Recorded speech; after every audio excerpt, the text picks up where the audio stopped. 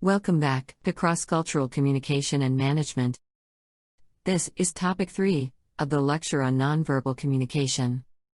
There are 4 topics in this lecture. In Topic 1, we learned that universally, everyone needs nonverbal communication to communicate, to judge, and to create identities. Topic 2 suggests that, although we are the same in needing nonverbal communication, we are different in level, high and low context. Topic 3 will focus on 3 main types of nonverbal communication: time, space, and body language.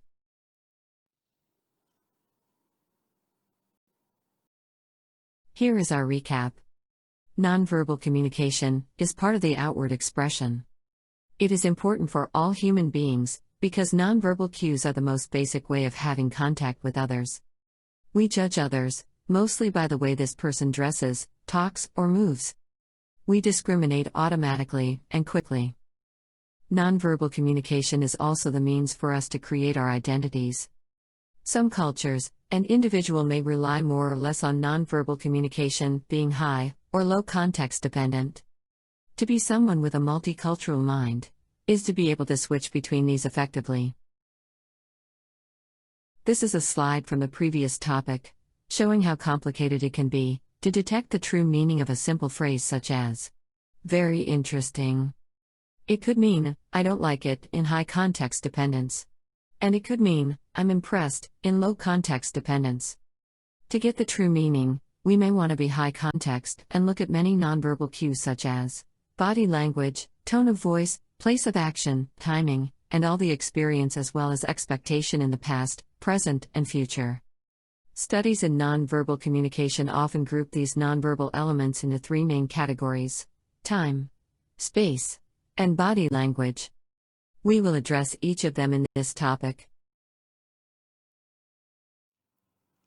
First of all, for time as a nonverbal cue, let's have a look at this situation. Ms. Carol Finn and her colleague were pretty annoyed after the meeting with Mr. Tony. During the meeting, there were people knocking on the door for signatures, staff coming in with files and documents, and Mr. Tony himself did pick up his phone more than just one time. At the end of the meeting, Mr. Tony happily told Ms. Carol that he was very delighted and optimistic about the cooperation. However, Ms. Carol already decided to postpone the working process. Mr. Tony must be not interested in our proposal, since he let our talk be interrupted too frequently. In this case, it looks like Ms. Carol tends to focus on one task at a time. She was there for a talk, and that talk was interrupted, which also did not align with her task orientation and a fixed schedule in her mind. This way of using time is called monochronic, or M-time for short. Mr. Tony, on the other hand, tends to be good at multitasking. He didn't want to disappoint anyone, both his guests and his staff. Hence, he adjusted his working schedule. This way of using time is called polychronic, or P-time for short. The case of Carol and Tony is about individual communication style. How about the collective level? As the stereotypes go, M-time is popular in Northern Europe, while P-time is the way of life in Southern Europe, Africa, and Asia. In M-time culture, time controls life. It is like money, because it can be gained or lost. People organize their lives in a linear order and try not to have interruption. In P-time culture, time is a servant. There can always be more time. Life events go around, and people adjust their priorities to maintain a good relationship with one another. When we work internationally, we may see these 2 styles mixing, matching, or mismatching. Think about someone who is late. An M-time approach is probably an immediate reprimand, as in, "You should not be late." But a P-time approach is, beside a reprimand, also to investigate why and find a solution.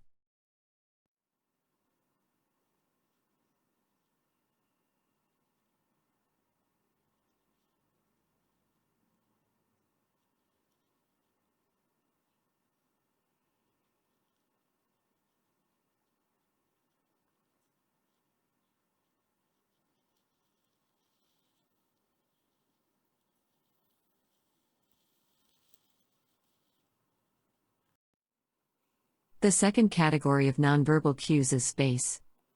At the individual level, let's consider a situation like this. You meet your new colleague. He comes on way too strong. He stands so close that his face is only a foot away from yours. There's no let-up in his penetrating gaze, and his voice is too loud.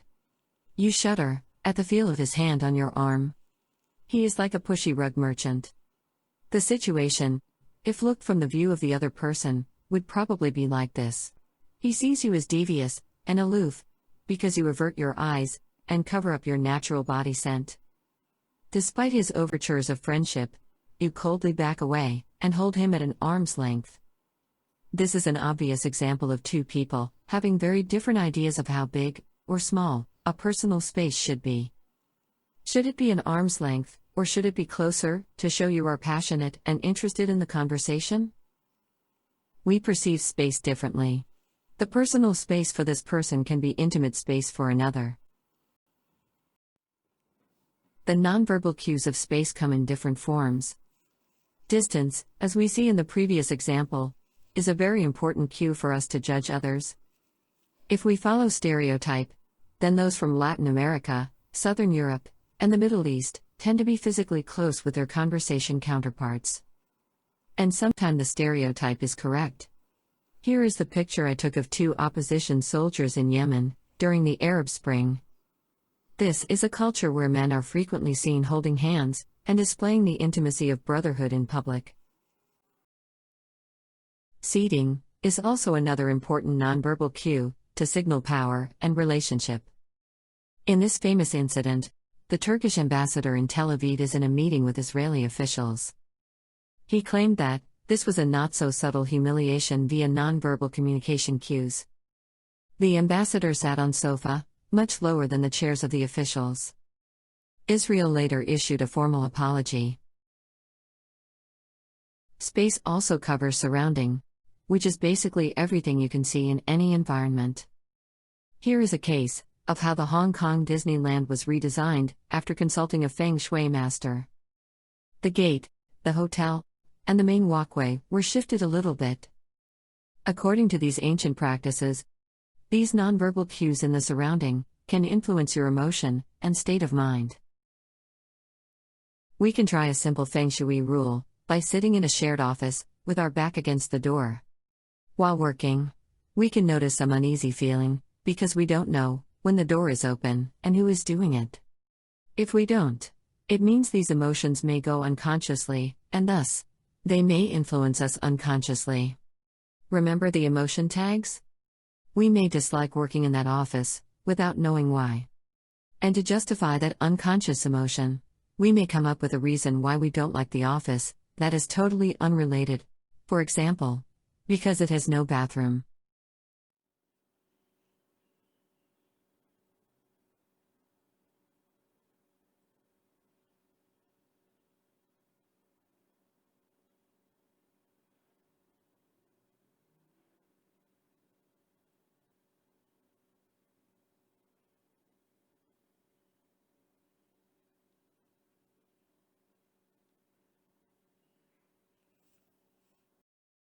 Finally, the last category of nonverbal cues is body language. This includes many elements, such as the use of silence, eye contact, touch, and body movement. The stereotype is that those from Latin America, Southern Europe, and Middle East tend to have very effective body language.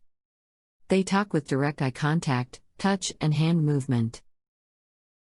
For Asians, a neutral body language means less direct eye contact or body movement, but more use of silence. Let's have a look at this super cute conversation between 2-year-old Leah and her great-grandmother, which became an internet sensation when the family released it.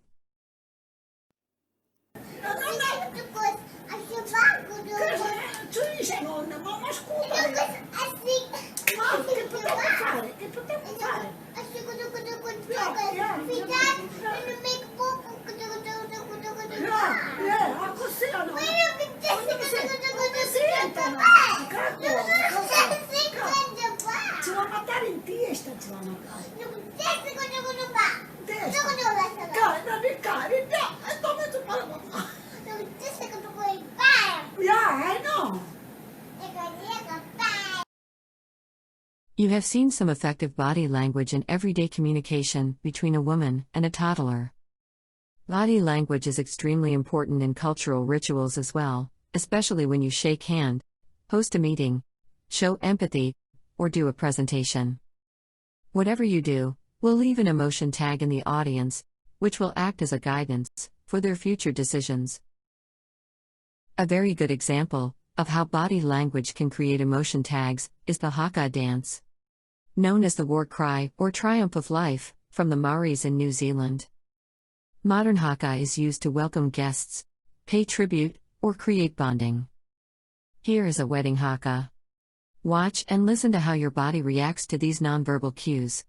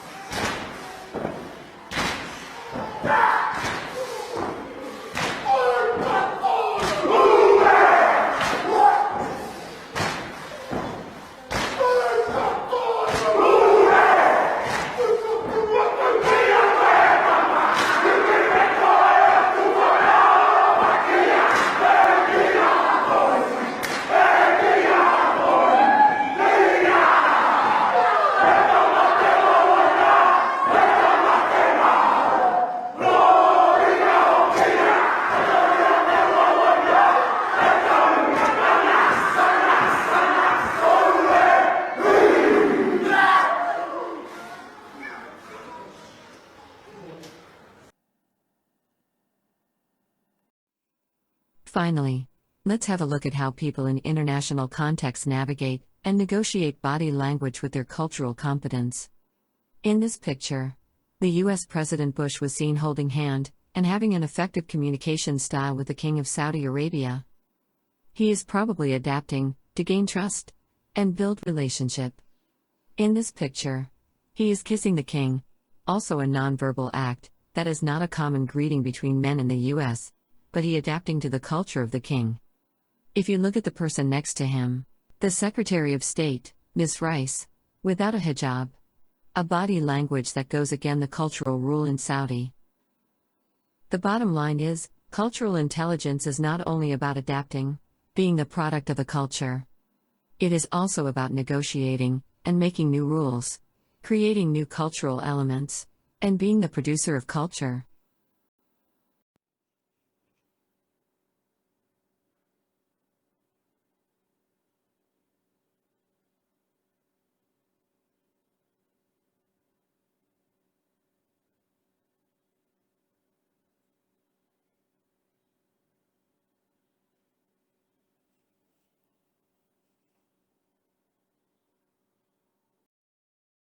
To conclude, nonverbal communication has three main types: time, space, and body language. For M-time communication, the emphasis is on time, schedule, task, and linear order. For P-time communication, the emphasis is on people, relationship, and flexibility. Nonverbal communication of space deals with how we use distance, seating, and the surrounding context. Nonverbal communication of body language deals with how we use silence, eye contact, touch, and body movement. These nonverbal cues in time, space, and body language may have different levels of importance and meanings in different culture and individuals. Above all, because culture is dynamic and individuals can have a multicultural mind, we should always take specific context into account in order to understand the true message of nonverbal communication.